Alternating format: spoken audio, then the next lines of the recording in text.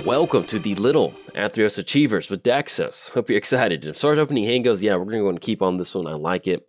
We have 4 lands in our hand with Urdborg, which is always nice to hopefully negate some of that life loss that I've taken in another game. If you watch them out of order or whatever order you watched them in. Let's go and lead off with I guess Scrubland at this point, and then anything else. We're going to go and pass the turn to our opponent. We're playing Daxos, the Return, the official babysitter of the Church of Athreos, Little Athreos Achievers, or the keeper of them, however you want to look at it. Whenever you cast an enchantment spell, you get an experience counter, and then I'll cover that last part in just a second. Let's go and get down Concealed Courtyard. Journey to Nowhere is going to be a creature, so we'll just go and pass the turn. 3 mana activation, create a white and black spirit token. This creature's power and toughness are equal to the number of experience counters that you do have. Opponent's going to go for Sorcerer. Deals 1 damage to any target. Okay, that'll be pretty good. Now, what we need to do, basically, once we get past the point, get down 2 experience counters, then we don't have to worry about that sorcerer taking care of our opponents, taking care of the Little Athos Achievers. Let's go and get down Urdborg, and yeah, let's go and go for Daxos. I'm okay with that. Let's go and get down Daxos. It's going to be white, black, and then black. If they have some spot removal, so be it, or maybe they somehow get double activations off Sorcerer, they can certainly go for that. But it looks like our opponent is simply just going to send some damage up top to our opponent. And actually, looking at this Sorcerer, it reminds me, actually, let's cover Rakdos, Lord of Riots. You can't cast spells this turn unless an opponent lost life. Then for Flying and Trample, and it has Flying and Trample, creature spells you cast cost 1 less to cast. Opponent's going to get down Gorgon's Head, so that's something we definitely want to take care of. I just saw that happen real quick while I was trying to read Rakdos. That's always the worst. Let's go ahead and get down Plains, and I guess we'll go and go for Grasp of Fate.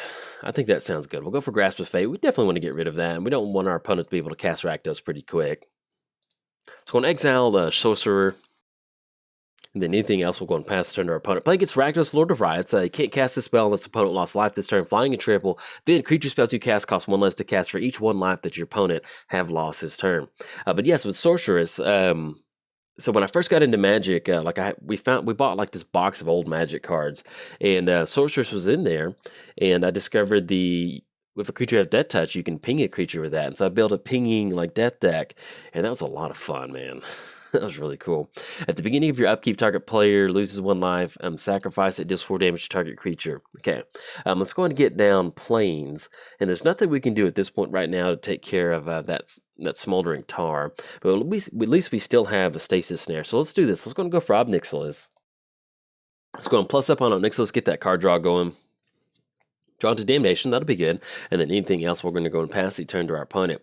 So we did cover both commanders' free time. We can talk about whatever we want. But yeah, so that reminds me of me getting first into Magic. And then when I got into Magic Online, I built like this Jund pinging death deck. And you get some real salty scoops sometimes. It was always fun, though. Really enjoyed that. It's kind of my first experience in that. Let's get Daxos pop back up. Let's go and get down Caves. And let's go and go for Thran Dynamo. Yeah, I like that. We can go for Thran Dynamo, and that'll also put us online for either going for Stasis Snare, or we can actually end up going for Succumb to Temptation. Or, excuse me, actually, if we want to, we can go for Daxos Returned. Yeah, let's go and do that. Let's go and get down Daxos. I want to start cashing in some of these enchantments now that I think about it.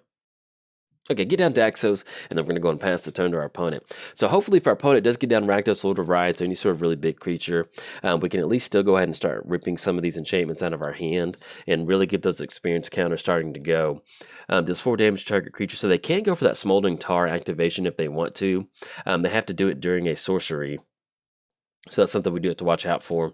And opponent's going to go for Manic Vandal on Thran Dynamo, which is not the end of the world on that. Okay, and the opponent's going to push across, get the Gorgon's Head on Manic Vandal. Expedition map. Let's do this. Let's go and go for Journey to Nowhere. Or we can use that to take care of Lord of Riots. So we're going to use Pacifism on that. I think that would be a little bit better use. So let's go and use Pacifism on Manic Vandal. And then let's go and get down Expedition map. I don't think we've made the land drop for the... Oh, there we go. Return. No, it gives me really worried. Let's go and get down Expedition map. And then we'll check to see if we have not... no, we have not made the land drop for the turn. We have not. So let's go and grab Sarah's Sanctum. That's going to give us a little bit of extra mana on this. get this popped out just a little bit bigger. There we go. Let's grab that, get that down for the turn. That's going to be 1, 2. So we have at least 2 enchantment we can tap down for. That still keeps us online for Stasis Snare, so I'm A-okay with that. Anything else? No. Let's go and pass the turn to our opponent. That also does put us in a position to where we can end up going for at least a Daxos activation if our opponent goes for that Smoldering Tar. So anything else? No. Let's go and pass the turn back over to our opponent. We could have swung in right there, but with me going for the Expedition Map activation, I accidentally didn't swing in. So that would have been an extra combat step for us to swing in. Okay, opponent's going to go for Ruinous Path. In response to that, let's go and go for an activation. Let's create that enchantment token. And the good thing about these enchantment tokens is that these are enchantments, so they're definitely going to allow us to really tap down for a really nice Seraph Sanctum and really not worry about that. Draw into Mind Stone, and let's go and get down Daxos again. And either way, if we do tap down, that's going to keep us off that. So let's go and go for Mind Stone. That way it'll give us a little bit of extra mana. And then let's go and tap down for Daxos. Okay, get down Daxos, and then anything else, we'll go and kick it back over there. Now, we still have Damnation in the hand. That's going to allow us to get some good board presence, at least to kind of blow the board up if our opponent does get down something good. But hopefully, they've gotten to the point now to where they've run out of spot removal.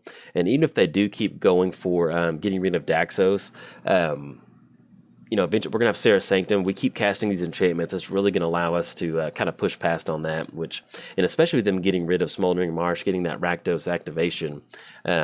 I'll take that. We still have some answers for Rakdos too in Journey to Nowhere and Stasis Snare. Okay, so we got Rakdos Lord of Riots hitting the battlefield, and then nothing else from our opponent. Drawn to Doomwake Giant. Let's go ahead and go for Journey to Nowhere on Rakdos Lord of Riots. Yeah, I like it. Let's go and go for Journey to Nowhere. Exile Rakdos. And that's going to put us at 1, 2, 3. So that'll be 3 total enchantments. We're looking at Daxos for... That's going to be 7, 8, 9. That'll be just enough. So let's go ahead and tap down for Daxos again. All right, get down Daxos, and then anything else, we'll go and pass the turn back over. We'll still go and swing in for 1 with that Manic Vandal. Okay, get that down. Go and push across for 1. Knock our opponent down to 27. So it can't attack or block with that pacifism. And then I may have missed a couple combat steps swinging past on that one. So can't remember. Sometimes it's hard to get wrapped up in commentary on that. But yeah, this is pretty much what you're going to be doing with Daxos. You get a lot of these really cheap enchantments on the battlefield, stuff like Grasp of Fate, Journey to Nowhere, to really mess with your opponent's boards. Ooh, Kamal. Okay, hey Kamal. And that reminds me, I need to talk about Dungeons and Dragons.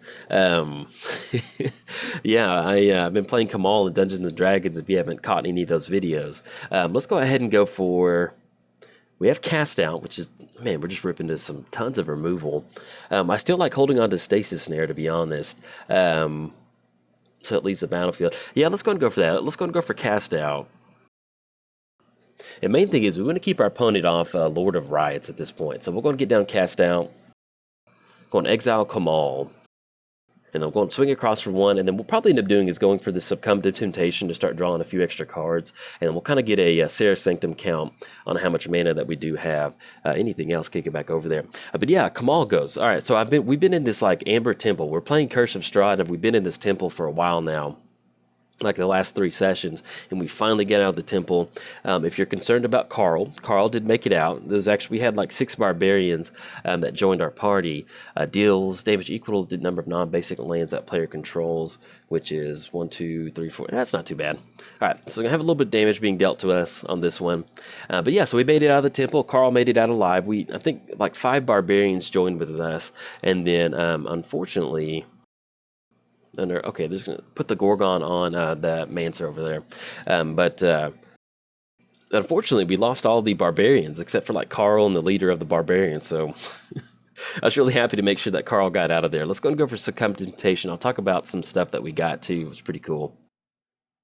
All right, drawn to Seal of Doom and the Temple of Silence. Okay, drawn to Ancient Tomb too. Let's do this. Let's go and get down. Daxos is going to cost 9, 10, 11. So we're looking at 1, 2, 3, 4, 5. I think that's going to be enough to get down Daxos. Let's go and tap down for Daxos. And then we'll tap down for 6. Let's go and go for Ancient Tomb, because that'll put us on Seal of Doom. Let's go and tap down for Seal of Doom. because that'll give us at least some sort of action to operate at instant speed in case our opponent does get down something, or maybe they go for Gorgon's Flail and another creature that will unfortunately be destroy target non-black creature. So main thing, it'd be just kind of grabbing some sort of red creature that deals damage or something like that. Can't attack or block, and they do have a 2/2 death touch over there, so we're simply just going to go and pass the turn to our opponent. But thankfully, with us getting that additional experience counter, even though we've got a ton of stuff out there, we're only at 2 experience counters, so our spirit tokens will be tapping for a pretty good chunk of mana. And with Serra's Sanctum out there, if we can untap with Daxos on the battlefield, we can tap down for a ton of white mana, and with Urborg, we'll be able to go for some really nice activations. Exile target creature and... Oh man, that's brutal. Okay, yeah. I'm trying to think, is there anything we can... Yeah, that's going to take care of it. Okay. that was a really nasty 2-for-1 right there. Ooh. Let's get Rakdos pop back up. Good play by our opponent. That was, yeah, that was pretty nasty.